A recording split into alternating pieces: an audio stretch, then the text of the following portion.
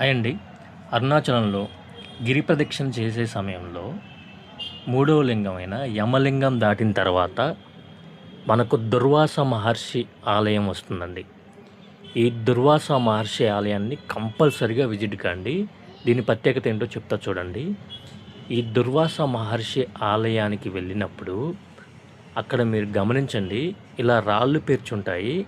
అంటే ఇలా పేర్చడం వల్ల మనం గృహం కట్టుకోవటానికి దేవుడి దగ్గర అర్జీ పెట్టుకున్నట్టు, అంటే ఆయన్ని కోరినట్టు, అది కంపల్సరిగా తీరుస్తాడని అంటారండి. అలాగే మీకు ఇక్కడ ఆకుపచ్చగా కొన్ని చెట్లకి కట్టిన ముడుపుల్లాగా కనిపిస్తున్నాయండి.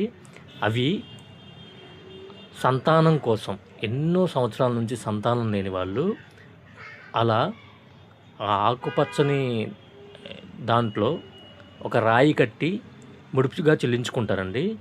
అది కంపల్సరీ తీరుతుందని అక్కడ వారి అభిప్రాయం, నమ్మకం కూడా.